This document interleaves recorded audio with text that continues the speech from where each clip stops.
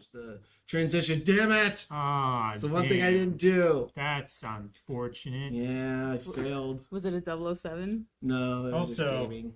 Can you see that? It's hard to see. It's hard to see. Just read with me. Disclosure. Yeah. It's the logo that the movie has. I can't control that. No, that's fine. How's everybody doing? We just got back from the theater of watching Disclosure Day. Yeah. Um, I'm just gonna say it right now. I'm not gonna be fair to this movie. I'm gonna glaze it real hard. Yeah. Because I locked in and I enjoyed it so much. So if you want an objective review, I probably am not it because I was in.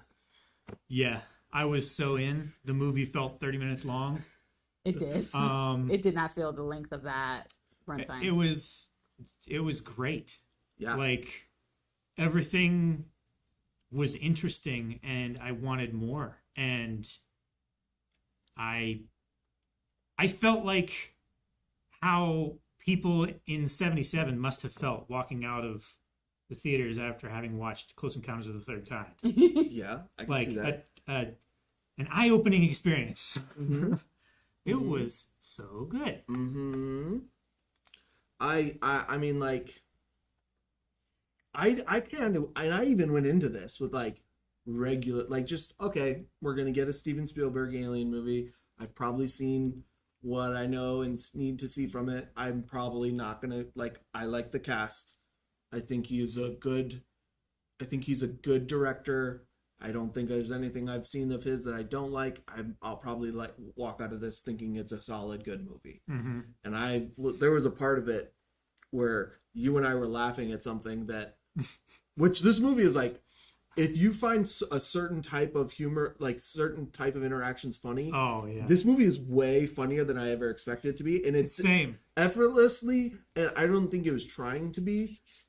I think it was just But pure charisma and chemistry. Yeah, there was a point in the movie where you and I were laughing and like nobody else, like we were just kind of like chuckling a little bit. Yeah. Chuckling and, like, a little bit. You guys were giggling, and Okay, I'm looking at you we too. We were definitely like snorting and, Yes. and coughing into our fists at certain times. And I just, when that happened, I was like, I don't know the last time I felt like this in a movie.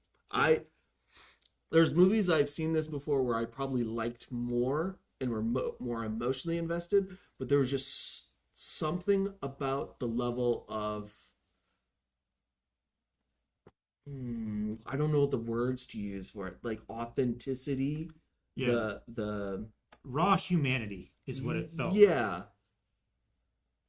Like I could definitely see a person in situations making those choices as being realistic. Mm-hmm. You know, I never felt like, well, where did that come from? That came out of no. It felt like super grounded to me. Mm-hmm. It's great. I want to watch it again right now. I know. I want to go get Carmen because Carmen couldn't come with us today. No. So these two sat together. It was adorable because they were giggling. And like, we need to go get Carmen and go see the 10 o'clock showing. I The would. 10:30 showing. Yeah, 10:30. We're a bit late for the 10 o'clock already. Yeah, we have to. Sorry, guys, we're leaving to go watch it again. That's our review. With you guys saying like that stuff, I think what I said last week for He-Man of the Nicholas Galatzine. I used the word earnest for him, and I think that's what fit Emily Blunt in this. Mm-hmm. She felt so earnest in these moments where I'm like, I'm with her. I believed everything. Mm-hmm. She made me emotional, which not to say like Emily Blunt made me emotional. That's surprising. No, just the way that it was done in this movie felt so earnest. Yeah. Mm-hmm. Yeah, Steven Spielberg has like just a way about him that brings out. There's a different way that you feel about actors when they're acting. Like this is by far not like the most challenging work that any of these actors have done, but this is some of my favorite work that most of these actors have done. Yeah. Because of how real and humanizing and grounded they all feel Mm-hmm. in a movie that is really not grounded. Yeah. I mean, it is, but it's not. It's a sci-fi movie. Yeah. For sure. It's also like might be. I'll save that for the spoiler review. That might be spoiler. Sure. Yeah, I think it does everything that Steven Spielberg does so well. There's spectacle, there's Wonder. there's wonder, there's like some like levels of whimsy that I did not expect, and like curiosity, Yeah. and questioning what we're doing and why we're doing it. And I think all the characters are super well rounded, and you understand them, and like they have something to do that is important throughout the whole movie, and it comes in a roundabout way that matters and all forwards everything in a good, like, complete way. Yeah. So good. Yeah, it Just awesome vulnerability that so many of the characters showed. dude, I didn't know what to expect out of him in this movie because he wasn't really used in the trailers. Wyatt Russell was so good in this. Yeah. Yeah. He was the source of most of our laughing. He was the source of quite a bit of it. Yeah. 'Cause Him and he was- Emily. Because he's a straight man in a ridiculous situation, and he's like, they're so earnest. It's like it's the awkward humor. It's just an awkward humor. You're laughing at how awkward it is and how earnestly they are that awkward. But it's like, it's real. It feels really real. Yeah. All the decisions made. For sure. I love Wyatt. He was very good. The only thing that, like, I don't know if stood out to me as much, knowing, like, was John Williams' score. I don't think I ever really, like, felt into the music and been like, wow, this music is hitting right here. Sure. The song in the credits, I was like, okay, this feels like John Williams. I don't think I ever felt that throughout the movie. Yeah, That's not to say I didn't. I never noticed or like picked up on any of the music, but that might be a plus in that it was just there seamlessly with the movie. I also think you were just locked in, which I think we all three of us were pretty locked in from the very first second. The pacing in this movie goes, and it's really, and the first scene is you're jumping into it, right? So I think you're just locked in that like the music's just not. It didn't take you away from anything. That's for sure. Yeah. I just I don't know what else to say. Yeah. I can't blubber enough about this. I would say like what you said. I went in this, I don't want to say not expecting much because it's Steven Spielberg. Sure, yeah. But like I was just like, okay, we'll see this. It's cool. I didn't think it was going to be the greatest movie I'd ever seen. And like Jake said, I don't think it was like the greatest movie I've ever seen or anything like that, but like impact versus reaction, I think it was more impactful to me than my reaction was, if that makes sense. Like it made me think about stuff a lot more than just straight up shock value or anything like that, Yeah. If that makes sense. I don't know if that makes sense. No, I think no, it's real good. Yeah, I just I think in a when you're lucky to have a good sci-fi movie a year, and we get two incredible ones in 6 months, we're eating good. Like, as fan of movies, yeah, we are. yeah. So it's just, it has something to say. It knows what it wants to do and it wants to be. Like, it's just, I think he's just so complete in his craft that it's just, I think it's just going to go on a list of Steven Spielberg movies that are just classics. I think so. This really felt like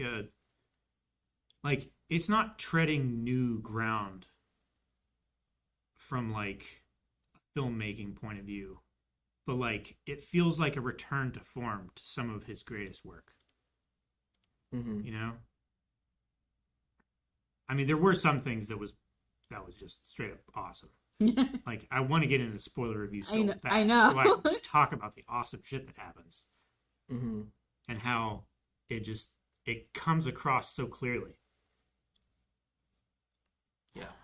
And I don't think there's a confusing moment in this. I think he gives you enough to answer any questions you have. Mm-hmm. Yeah. Yeah, I think it's just a complete sci-fi movie. That being said, I'm indulgent and I want more. Yeah. Like, I would want more from this world. I want to see what happens. Oh yeah, I want to don't- see. I want to leave on that question.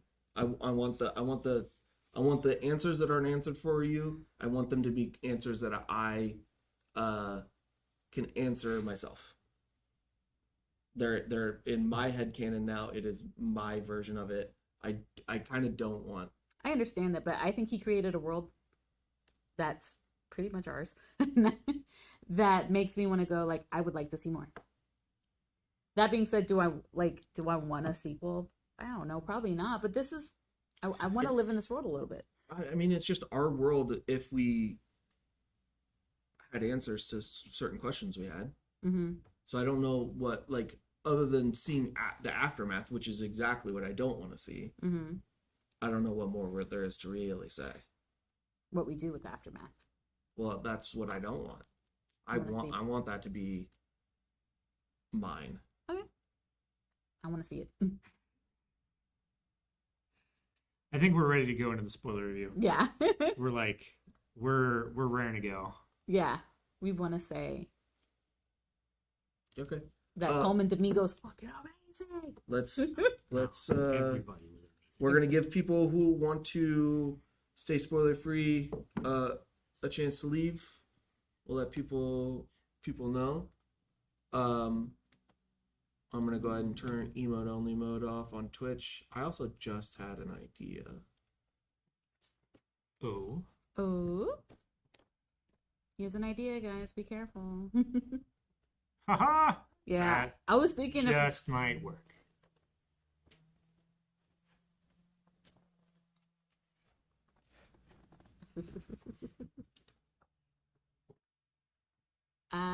there we go. Yeah. No more black table for us. It's a white table.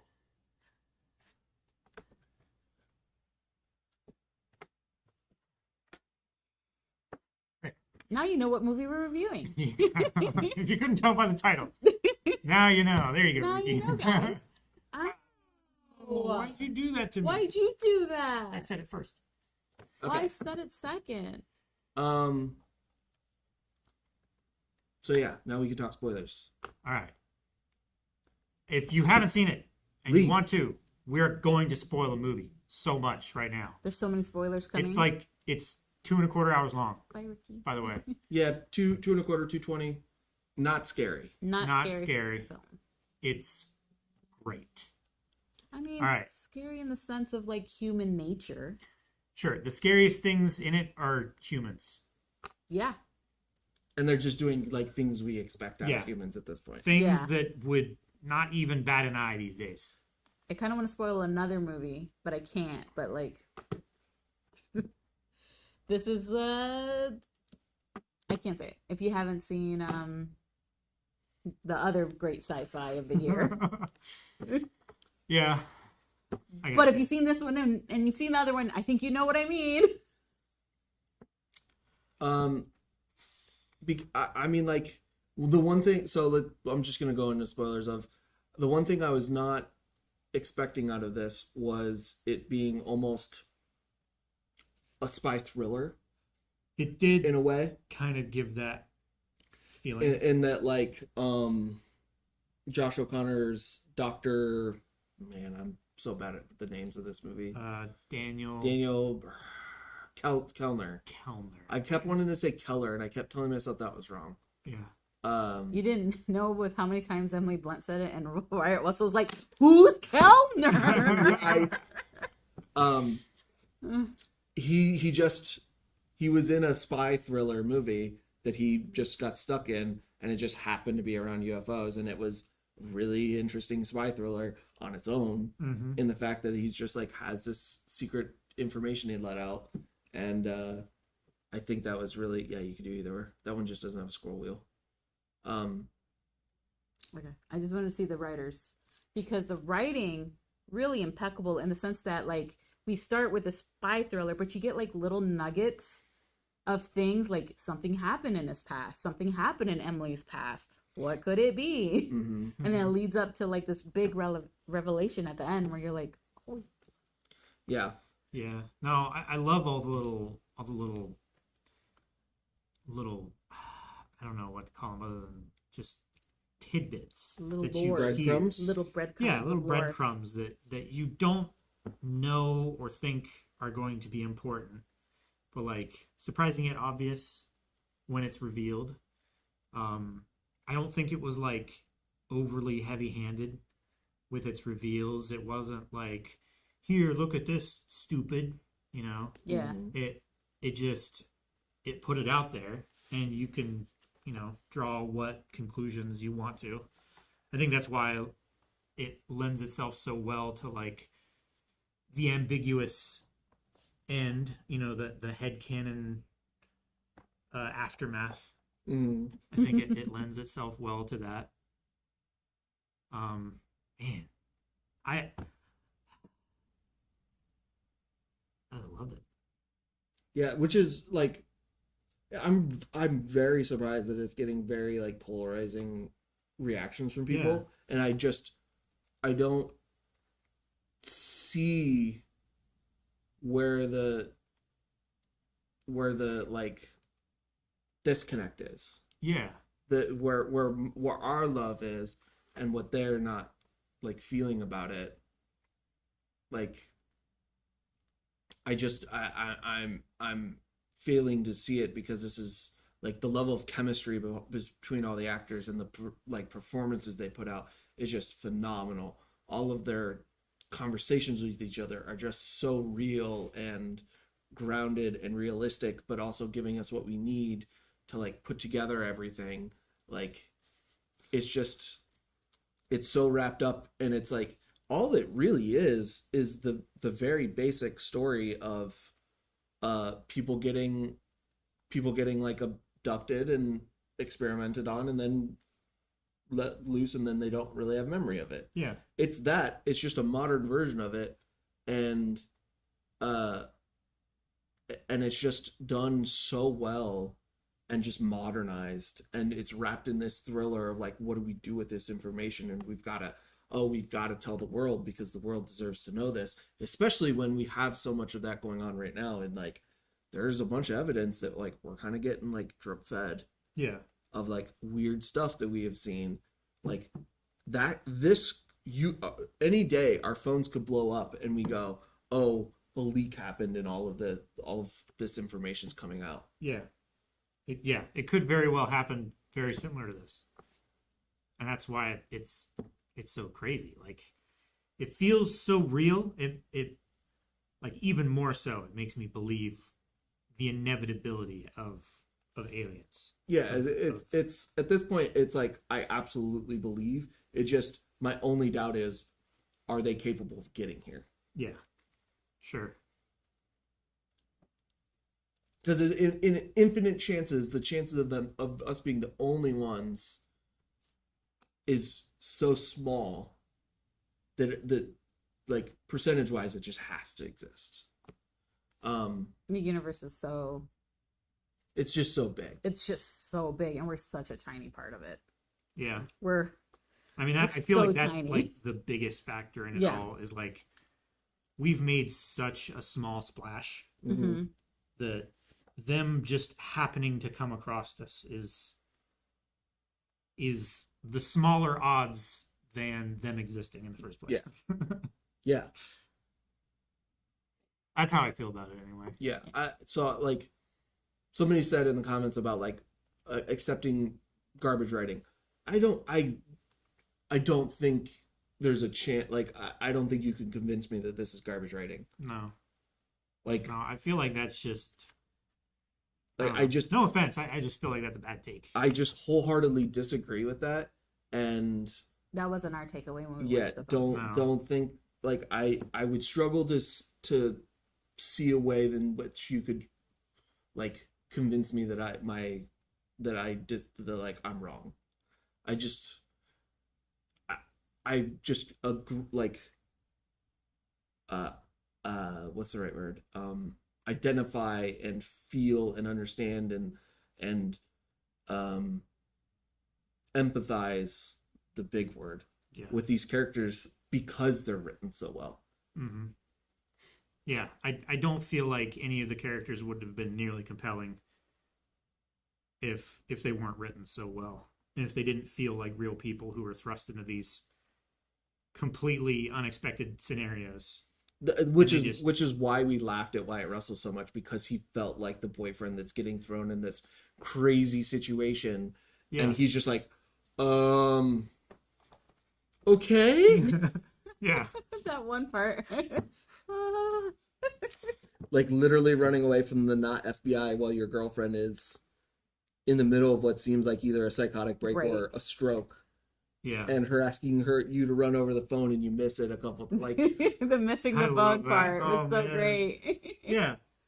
Not everybody's a fucking pro driver. They don't know. They can't just sense where the phone is on the ground and then hit it with the tire on the opposite side. Plus, he doesn't know why he's doing it. Like he's not entirely convinced that he should be doing this. Yeah, he's like, that was an expensive $600 phone. Why would I run it over? The fact there was only $600. That's the shocking part. That's the bad rating. Right? Yeah. That should be $1,100 phone. Oh. Spielberg doesn't understand the cost of cell phones now. Yeah, he just has one. What can a banana be? $10? Out of touch, man. Out of touch. But also, it could just be an older phone because not everyone can afford the new phone. Yeah, but they had a sick apartment. Yeah. She had a pretty solid job, and they just moved from an expensive city to another big city. I tried. No, I get you. No. Wyatt Russell, I need you in more things. It's great. I mean, looking at this list, the only one that I don't think is one of my favorite performances of them is Josh O'Connell, because I loved him so much in Knives Out, and I think this is I still haven't seen that. This is like right there with it. Yeah, like Colin Firth was so good. Yeah, Eve Hewson, who I've only seen in a bad movie. Yeah, which is Robin Hood. I saw Robin Hood when it came out. I think I watched it in theaters. I watched it recently. She's good in The Nick. She's good in The Perfect Couple. She's good in a few things I've seen her in. But that movie's rough. She's okay in it. Yeah. Like none of the acting is awful in that movie. It's just the movie around it's not great. But her pull in this film, I understood her struggle. I empathized with her struggle of like hearing the information that Daniel had and being like, you cannot share this with the world. Yeah. This will destroy people. And it's because and I love that Sister Mara, played by Elizabeth Marvel, which great name. Mm-hmm. I love that it was stated that like she didn't have a loss of faith. That's not why she decided not to become a nun. She lost faith in people, which I think so many people feel today is the loss of faith of people, of what they can do, the horrible things they can do. And her saying like, you cannot put this out there because horrible things will happen. Mm-hmm. Sure. I felt every second of that. And it's so true. It's so true. Yeah. Or it's not. and for her and for Jane to go through that like journey and spend that time with Daniel and have Daniel be the person that kind of like guide her and she slowly starts to realize that, oh, maybe I'm wrong enough to call the sister, and thank God the sister was a goat. Oh, she was great. And that I loved her take. She knew her scripture and she knew how to talk about it. She knew it so well to respond to like what is it called? Like crisis? No, like you're talking about Sister Mara, right? Yeah. On the telephone when she's like, well, in Genesis, we are his ultimate creation on earth. And then she finishes the sentence without even thinking on earth. Yeah. On earth. I love that she was so focused on the one thing that she didn't follow through the complete thought. And just mentioning that on Earth, it just completely opened her mind. It stopped her on this spiral of thinking that, like, there's no way this is true. Like, my faith is telling me one thing and telling me to deny my senses and reality. And I just love that conversation was just so frank, and I know, I loved it. I loved it. There was a time where I think we all came to that. Yeah, there was a point in this movie where I thought there was going to be a hard pivot towards more like the religion side of like aliens and that kind of thing. The deaf woman, when she signed to Emily Blunt and like got on her knees, right? And we're like, oh, we're gonna explore, like, we're gonna push how people are gonna deify these, and Emily Blunt running away. I was like, oh no, are we gonna twist this way? And we didn't, and I'm glad we didn't. And I think that shows the brilliance of the writing yet again, because it was the fear Jane had, and it was pushed aside so quickly with Emily. No, get up. Like, this is not what that is. Yeah. I don't know. I just think it's good. But there was that fear of her kneeling down, of like, ooh, what's happening here? Sure. I mean, there are still going to be people who, in that world, feel that way. Yeah. It's a power that, it's powers and abilities and knowledge that is, from a human technological and physiological standpoint, is like incomprehensible. It's unknowable. Yeah. Unimaginable. Like, you would think, oh, these people are angels, or they're, they're gods or demigods or whatever you want to call them. Like, they're a higher form of life or whatever. Like, there would definitely be people who would be convinced that they were gods. Yeah, but that's why, and one of the things I like about this is that the two powers that were given to Josh O'Connor and Emily Blunt, one was to communicate with the aliens, and the other one was to communicate with people. Yeah. So that the message couldn't be misconstrued, because Emily Blunt is now the perfect person to tell people the truth, and talk and empathize and spread that information without it being taken the wrong way. Yeah. Because she knows exactly what to say and the truth of it, because she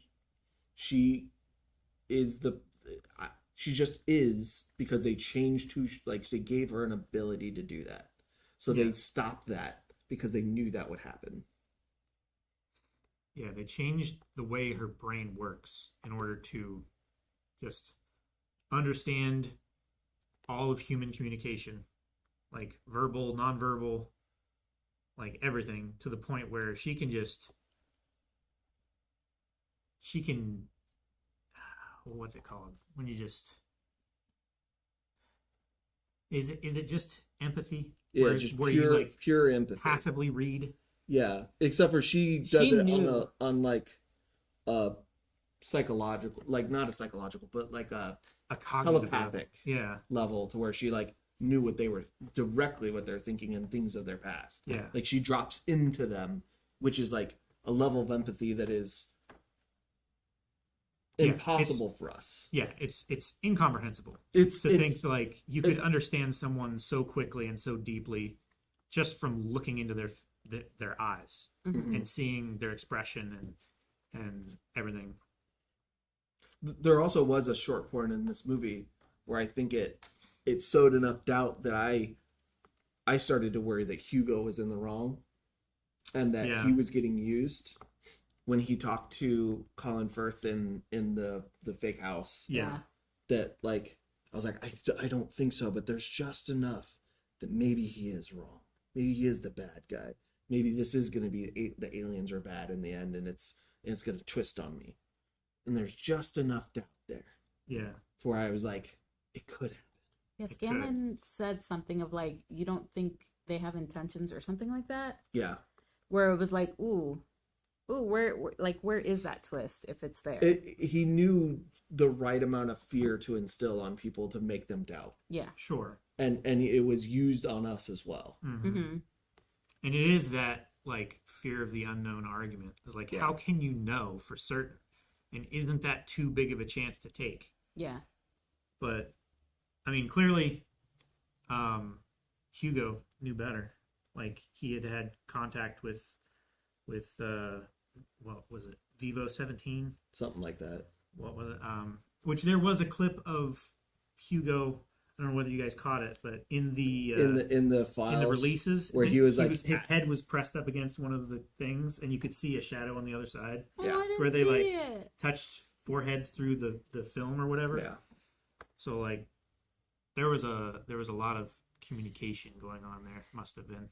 Well, yeah, they also said earlier in the movie that Hugo was the only one that could use the thing without much downside because he understood them. Yeah. Because he had like talked to them. Mm-hmm. You know, so he had also helped Vivo 17 escape. Yeah, 5 years prior, which they didn't know about, and I'm assuming they've been keeping him safe. Yeah, hidden. safe. Yeah, I mean they had to because he had it down to like he knew what time. Yeah. Around what time they were going to pull in with that, which so much of this felt like it was handed to him, and he was just given the directions on how to run it. Yeah. Of like, you're going to need to make this step here and this step here, and just trust the process and just go. And I will be here at this time and this and this. Yeah. Like he was playing a game of impossible chess, and it was so fun to watch him do it so effortlessly and confidently, and it all work out like the way it needed to for him, because he was working with the people who have the ability to play 5D chess. Basically, Yeah. They knew they grabbed the right people 25 years ago to give them the powers to do this. Mm-hmm. Yeah. So you wonder how much, like, whenever Hugo is saying, like, you know, you won't necessarily know immediately what to do, but, like, whichever way you feel a pull, or, like, whatever your instincts are telling you, just trust it. Go that way. Like, was that Vivo 17, like, communicating with them, or was that them just knowing or just understanding the system around them that was working and how to fit into it? I'm not sure. Like that's where how much of this was like pre-planned by these creatures that have been like, okay, we've been trying these things with these people. We need a different approach. Yeah. How much of this was like, okay, we need to do this, and we're going to do it this way, and we just have to. It's going to take a long time, but like we have to build. It's going to take some build. And we're gonna have to, like, and this feels like it was a pre-planned thing that these aliens were just like boom, boom, boom, boom, boom, boom, and then this is gonna happen, and this is gonna happen, and we're gonna pull them here, and we're gonna pull them here, and we're gonna pull them here. And it's all gonna coalesce right here, where the two people that we need are gonna be at the right place at the right time, and then our person that we put there in this situation is gonna show up to like drive it all home. Yeah. It felt like they had tried other things in the past. Mm-hmm. And they're like the necessity for Daniel and for Margaret were because of the previous plans not working out the way they wanted to, because they didn't understand humans. Like, yeah. That's my take on it, is like they had tried these other methods of like contacting and stuff like that, and they couldn't have known that we were going to, you know, trap them and keep them prisoner and experiment on them and torture them, not share their message and their abilities with the rest of humanity. So I feel like this was like the natural evolution of like, all right, if they're not going to share it, then we need to build up a irrefutable amount of evidence. And then when all the pieces are in the right place, then put it out. Mm-hmm. Yeah, it by the end, it's like it does feel like this has been a pre-planned thing that they're like, okay, we tried this, didn't work. We're starting to understand these people more, and they're not quite what we want. But they're they because to me they have to have seen the capacity Sure. for them to keep trying, and That's they just what have to activate. That's it. what I was confused on. I'm like, why would they keep trying if they're seeing the absolute worst of humanity? Well, but if they're the level of empathy that they are, they're not. Because they're seeing the real people, but so when they're seeing with using that empathy, they're also gaining the fear that some of these people have. So that then they have to go, okay, how do we circumvent that? How do we do this in a way that like dissuades all of that? Yeah. And then it becomes this plan. How do we show them that we're not a threat and we've never been a threat? And that empathy is the way forward and what you need to do. And it almost feels like they also saw the writing on the wall with where we were going, because in the movie we are setting up for World War III in a bigger way than we've ever seen. Yeah.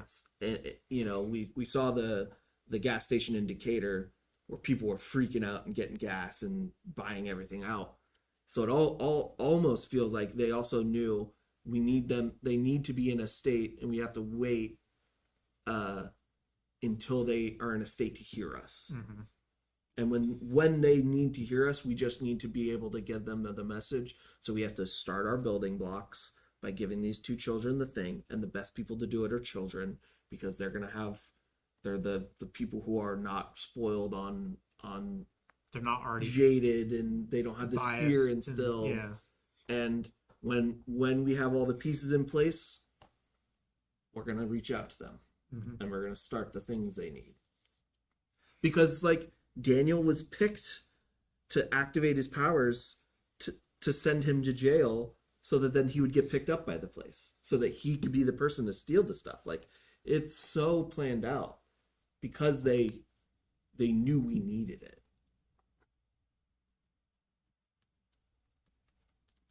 It's strange because I don't think humans would do that for anyone else. They Not- wouldn't do it for ourselves. Not yet. But that's why this race they have discovered that empathy is the way forward, and it is the building blocks of everything, and they have built everything around it, and that's where they got to the place they are, and they want to help us move to that. That's why it's like Star Trek worlds, is that they have gotten to a place of such empathy that so much of that stuff has left them, and they can now explore the universe, because they all care about each other enough that they have no wants or needs. So what's the greatest pursuit? More knowledge. Knowledge and understanding. And that's the basis of all Star Trek, is like we're getting to the place of the level of empathy we need, that we all care about each other enough that the people who want to just go out and explore, and they create and they make and they bring back new stuff, and other people create, and now that we want to share it with these people. And once we share it with these people, they can learn and create and grow in the ways they need to get to this place. Yeah. It's the prime directive. You don't share overly complex or dangerous technology with a civilization that hasn't progressed sufficiently. Yeah, because you can start wars just as easily as you can end them. Mm-hmm. They have to be ready for it. Yeah. And I think they're trying to make us ready for it. Yeah. By, like, perfect communication is like a huge thing, because like when you don't understand someone else, it's impossible to see things from their perspective, you know. And I think that's where like a lot of bias and prejudice and all that comes from, is just an unwillingness or an inability to understand differences, and being able to communicate on a perfect level as a human, and then on a perfect level from their style of communication, their preferred method, or at least something that they can interface with, you know. Daniel is the perfect communication, because it is universal because math is universal and exists everywhere. Yeah. So if you can learn how to speak, if he can speak that, every creature in the universe will agree because these are fundamental facts. Yeah. Because he can read math, and that's why he can understand their language. So eventually, if there's more races, they would all probably end up there as they interact with other races, and they would realize, oh, this is the easiest language for, like, this is the base of this is true and objective, and if you work from something true and objective, everyone can learn it, and you don't take opinions away from it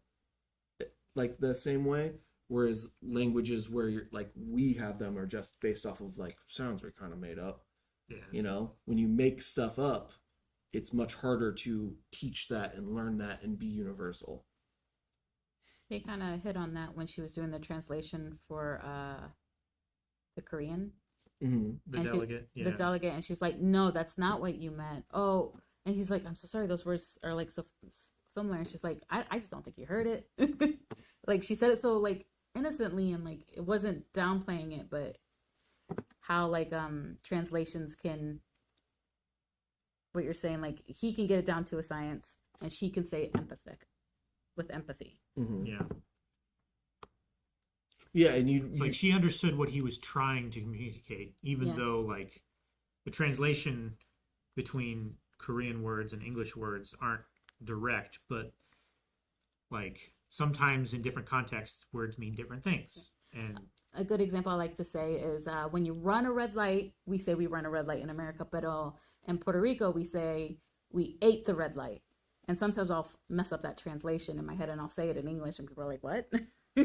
So it's like you ate a red light? It's just the translation. And yeah, just the understanding of different words is just in one language. Yeah. It's so different. Yeah. Which, if you have a language that does not, theoretically, if the language is based off objective truth, you wouldn't end up with those problems. Sure. Because words wouldn't mean the different things. It would be your math equation is never the same. Sure. Yeah. It's just the more like the first translation she did for, not the translation, like the cop that pulled her over. Mm-hmm. Oh, the first reading. And it was like, that's not what she meant. She's just tired. You guys just had a baby. You both need a nap. Take her to the place with the crabs and do the crab little thing that makes her laugh. Yeah. And it's just like, yeah, even in English where people misunderstand each other because of heated moment or just being tired and can't sing the correct words. Burned out. Or no energy or hangry. Yeah. Lots of different factors. Yeah. And just being able to cut through all that bullshit and get to the really important stuff. Yeah. Is really good. I liked how she played the character and how she portrayed how draining it was for one thing, but also like how enjoyable it was for her too. Yeah. Just to be able to help people like that and to be where she felt she needed to be. Mm-hmm. Yeah, the level of excitement while also confusion it was a tricky balance, and it felt like it never wavered it wrong for her. Yeah. And as it went, and it got crazier. She's like, I'm starting to doubt this a lot more, and I'm struggling with this. But then something would happen that is like that pulled her, and she'd be like, wait, no, this is where I'm supposed to be, and would lock back in. Yeah. Yeah. The panic attack scene really hit. It did. It was good. Yeah. It was bad and it was good. I know, it was bad and it was convincing. good. It was convincing, and I believed her words, and I think that's when I was the most emotional because she was talking about her father at that time. Mm-hmm. Yeah. It was really good. Yeah, I think that like just every cylinder is fired for me throughout the whole thing. Yeah. I love that Colin Firth wasn't just cartoonishly evil. Yeah. Yeah. Like, I really needed like a believable antagonist. Yeah, and he truly believed that like if this information gets out, it's going to destroy the world. And he had believable reasons for trying to continue his mission. Like, yeah. He had suffered great loss and trauma, and he had so much responsibility that he had placed on himself, and he felt like he needed to keep, and he felt like he was the one to do it, and no one else should have to bear that burden. And no, I just really like how all of the pieces fit together, and the relationships between the characters. And I really love the conversation between Coleman Domingo and Colin Firth in the Noah house. and Scanlon. Yeah, in the house. Or How Hugo and Noah. Sorry. Hugo and Noah, yeah. In the house, and how like they felt like colleagues that had different opinions, not like enemies that wanted to harm each other. Yeah. I mean, even when like Scanlon raided the place, did you notice none of the guys had guns out? Yeah. Like, sure, they're ready to go, and some of the stuff, like, they were fairly violent, but they never were like. Yeah. If anything, they showed great restraint. I felt like Boyd was the most evil character in this, just because like he felt like he had a mission and a duty, and like nothing was going to stop him from doing that. When Margaret came in and rescued David from the trailer, and he was like, "You're not going to stop her." Yeah. And he went and got a gun in a car, and he chased them on the train. Well, he was like the only one there trying to do that. I think his line. I don't think he's evil. I think he's also the one who, he's the closest to Noah, and that he sees how he thinks and sees the way Noah does, and how bad this can be. And he saw her just do what maybe is like, he said, if he didn't have the line, she would be unstoppable. I don't know if I would have. I think I would agree that he's that evil. But in that moment, he sees how much damage that this can do if this thing has bad intentions. Sure. And they cannot be allowed to do that, because she just walked into a secure environment and just walked out with whatever she needed. If they have bad intentions and she wants to use that power to walk into a nuclear site and launch a nuke, she can do it. And start World War III much faster and much bigger bang. So, and that's where I think that line is the thing that makes that scene so, like, if that line wasn't there, he just seems evil. But that line there is that fear. Sure. It's the fear of not knowing, and like the presumption that there is a danger without knowing that there's a danger, I think is really well framed in this. Like, from the position of not knowing their intentions, they have to assume the worst to be prepared for something, right? Mm-hmm. And they have to treat threats as if they are going to turn bad eventually. And like you said, like if she wanted to just walk into a missile silo and launch something, or into a reactor and cause a meltdown or something like that, she could. But like, there's absolutely no evidence that that's an eventuality, because like she could have also just walked into this demilitarized base where they were holding David and just convinced everybody to kill each other. Mm-hmm. But she didn't. She just walked in. Yeah, but very peaceful, very, This is where we're fighting like millions of years of evolution, and that empathy has helped us, but we also there's that level of curiosity that's dangerous. Yeah. And or letting things fear. go. Or fear is dangerous. Yeah. Well, fear is necessary, because like fear protects us. Yeah, that is true. Yeah. Fear does protect us, but fear also keeps harming us after we're harmed. well, we're getting to the point where a lot of that fear isn't as advantageous evolutionary wise. Yeah. We're getting to the point where that level of fear does not help us as much as it does. And that's where the empathy, these creatures have probably gone through a similar evolutionary cycle, unless their planet didn't have any kind of predator on it, that there was just a food source for them, and that you get to a certain point and that fear starts to become harmful, and that biological your evolutionary, that fear need is going to fall away from the evolutionary line. We're just at the eclipse of it, where it's like we still kind of need it, but like Sure. it's harming us more than it is. We just can sustain ourselves through our technology well enough that it doesn't go away as fast as it needs to. Yeah. And the fear of change is also slowing us down quite a bit. I love that this movie just opens your thoughts to all of these topics, and like, yeah, what would happen?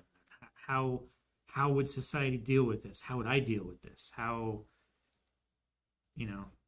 close to reality would this be? And I had a lot of fun with it. It also starts the questions of like, what would happen if we cranked up the empathy just 5% Sure. every couple years, and just like, how would people change, and how would their views change, and what would happen? Because like, that's how I feel like my life has changed. Is that like, I've always had empathy, but I've not always understood. But the more I've understood, the more it starts to crank up and change my life, and what I do and what I say and what I think. Yeah. And my opinions on things. And a lot of people aren't open to that. But if you start to like, if you have evidence of it, and you can show them, and we can push this, and we can make changes to do it, like, what would the world look like every little bump that you take it up? I really liked how, like I mentioned before, like I liked how Scanlon wasn't just cartoonishly evil. They did bring up,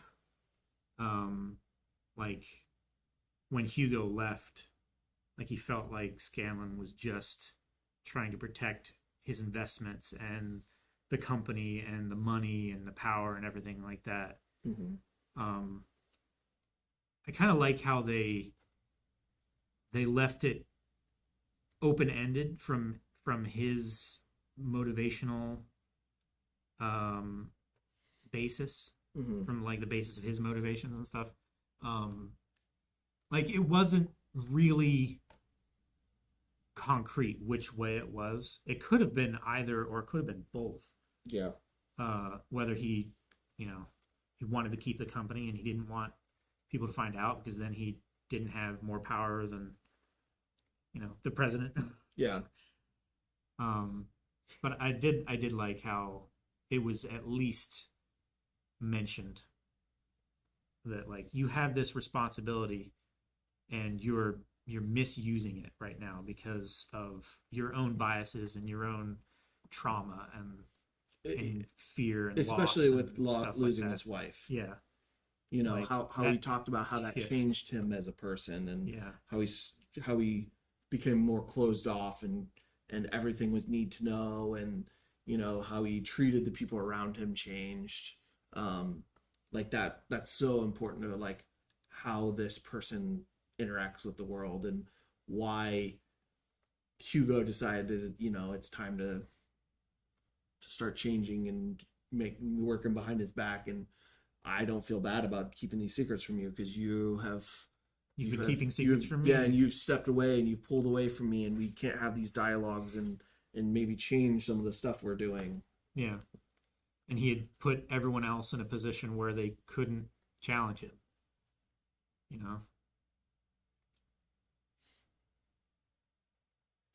I keep thinking about this, and if we keep having like good conversations, so before I forget about it, I loved the end of the movie. Once we got to the news section, the guy in New York that was like in charge of everything just didn't miss a beat. He was just, go to this one. I just loved watching him lock in the most important moment in human history, and going, this is so important.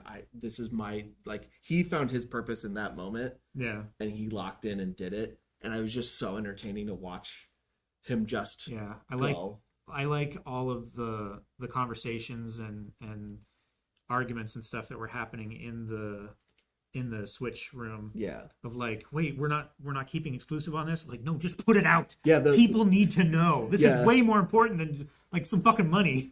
Yeah, those two women were like, no, we're sending it. And Yeah. she just kept calling networks of like, put this on, put this on, Yeah. put this on. And I also have to shout out, she didn't have a long time in the movie, but the actress who played the main news reporter my at the God. end, Yeah. like she had a very little amount of time for you to be like, okay, she's a news reporter. She's professional. She's doing her job. She was on TV in the background a couple times to kind of like set this up. And then to watch her Carry the whole scene, basically. yeah, and like watch her professionalism not be like their professionalism is almost like tries to be like an impenetrable wall. Mm-hmm. And like some of these people report on some of the most terrible things in human history, and like they don't show emotion. And this, she's like barely holding it together for stuff. Mm-hmm. And I think like that section of the movie of her nailing that is so important. Yeah. And for a person that I don't know who they are and had a super small amount of time to deliver, she crushed it. Yeah, she did a really good job.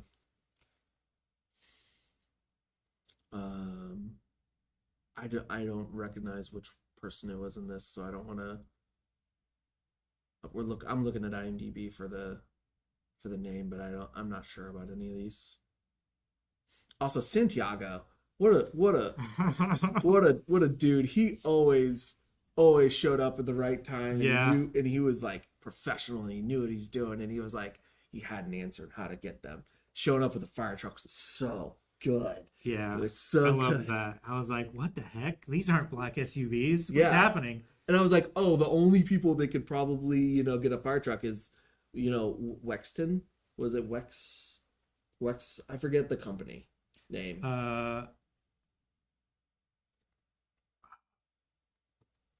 Anyway, I thought Vortex or something along those lines. Something like that. I thought for sure that's the only people who could be doing this. And then when it was him, I was like, how did he do this? How did he pull it off? Yeah, no, that was really fun. I love the sequence of them getting out through like undercover of the rod, Mm-hmm. the crystal or whatever, of just them being invisible, but they still have to be quiet because she can't like muffle sound. Yeah, I love that. That was great. Like realistically, if you can make people invisible, you can probably also make them inaudible. But I like that from a human's ability to use these tools, like that's as far as she could get. Yeah, and even things, still, like it was expending everything that thing had. Yeah, and these things are a finite resource. Like yeah, like they're not just the thing that fixes everything all the time. Mm-hmm. Like they're incredibly powerful by human standards of technology, but they still have a battery. Yeah, they still run out. Because like even when both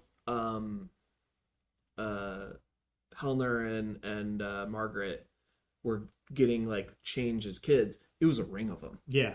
To change them and alter their DNA to give them whatever these powers are. Yeah, it was like 16 of them or something. Yeah, like it was that. like a ring that like once changed, and we watched it happen in their eye. It's really cool. Yeah. I like how, like, I can't remember exactly what I said, but I think we were leaving a movie a week or two ago, and we were talking about the Disclosure Day trailer, and we were talking about the animals in the forest. Mm-hmm. I was like, what the heck is up with those animals? Like, why are they doing that? And I think it's exactly what we theorized then, is that they used animals because kids trust animals, you know, Mm-hmm. like all of our cartoons and bedtime stories and stuff like that, like animals are good. You know, it's only very specific animals that we're taught to be afraid of, like the big bad wolf and, you know, stuff like that. But other animals, forest animals, deer, birds, raccoons, you know, they're good. They're trustworthy. Mm-hmm. And I like that they came in the form of those animals to lead the children to the cabin. It just makes sense. Mm-hmm. Yeah, I mean, I I don't know what I really enjoyed this. I just locked in and identified and felt this movie so well. I hope everyone that has seen it, I would hope that they feel the same way. Um, I think people should see this. I think that like it has a good message to it. I think you just need to I think with like everything, you just need to go in with an open mind. yeah. And I think you need to really like let it think about what it's saying and like the implications and like what that means Mm-hmm. of like empathy is the building blocks of these people and why that's important. Yeah. You okay? Empathy is a Mhm. strength. Mm-hmm. I was she hadn't said anything in a minute. You tired? Yeah. No, it's really good. Is there anything else you guys have on this? I mean, I could keep blubbering about this movie for another hour, but I feel like I'm just gonna keep Circling back to the same thing. circling back to the same things, and I got a saying shout how awesome out. it was. You got a shout out. I'm pretty sure Wyatt and Emily Blunt we're in Decatur, Illinois. It's only like 45 minutes from where I lived. Yeah, Pretty cool. No, there was a mention of Decatur, and I was already suspicious that they were near there because of like where the movie started and the direction that they were heading. Mm-hmm. But then they mentioned Decatur, and I looked at Jake. And I looked at you because Jake was just locked in the movie. You were locked in. So it either was most likely either Decatur or Indiana or Illinois. She said they had to go east, right? Yeah. Which would That's right on the map. most likely, depending on where they were in Indiana, most likely would make them need to be in Decatur, Illinois. Yeah. I think. So that's cool. Also, Emily Blunt and Wyatt Russell drove what was that, a Alfa Romeo? Yeah. It was just weird. It's nice to see. It's uncommon to see Alfa Romeos in American productions. Mm-hmm. I have no idea what that is. It's just like a car. Italian car. Yeah. Mm-hmm. European import. So they had money. No, they're not particularly it's expensive. not like They're a just crazy fancy Mhm. car. It's Yeah. just it would be like a I don't know. a low-end BMW. Yeah. So like about the money you'd expect with the loft they were in.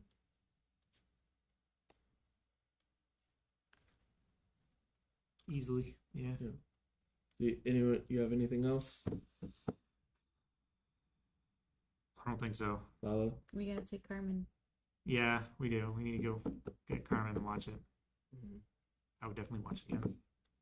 Lalo, you have anything else? Mm-mm. All right. Well, I think that's going to be it for our spoiler review for Disclosure Day. So, as always, make sure you're leaving comments about what movies you want us to do next. I believe the plan currently is to do Toy Story next week. I'm talking to Aaron about maybe doing it with one of his kids. Mm. We aren't for sure. Not Don't for know 100% Yeah, yet. we're not sure which of his kids is interested. Obviously, we're not going to like make any of them do it, but if any of them really want to see the movie and do it, and then I'm super excited for the week after that, Supergirl. Yeah, me too. That's gonna be great. I'm not exactly sure if I'm gonna watch it in theaters or not yet. Yeah, that one might be worth you guys all staying I don't know. and saving Keep it yourself for a fresh. reaction. Yeah. Besides that, normal stream next week should be Monday. I'll be back with Bond. Mm-hmm. Tuesday, Eric will be here with Witcher 3. Yep. Calvin will have Red Dead on Wednesday. Yep. Thursday, we're going to have our podcast, which is going to be the Gaming. cancel. Last week, we didn't get to do our gaming podcast that we talked about, where we're going to check on Calvin and Aaron about the gaming news and then just kind of talk about gaming throughout our lives. Mm-hmm. And then Friday, we'll have a group stream. Yep. And then that night, probably, we will have Toy Story. Yeah. And then on Aaron's personals, he'll probably keep on going through Alan Wake. Sunday, Yeah. I believe is his plan. Sunday. Yeah, this Sunday and probably next Sunday. Yeah. So, thank you guys for hanging out and talking with us about this movie. And if you want the guys to react to this, put it on your recommendations. Actually, yeah, It's definitely going on mine. Yeah, it's about to go on my Like, can I put it on more than once? No. You can boost it. I'm boost definitely it gonna hella boost this. All right, but next time, guys. Bye. Bye. I didn't change it, but whatever.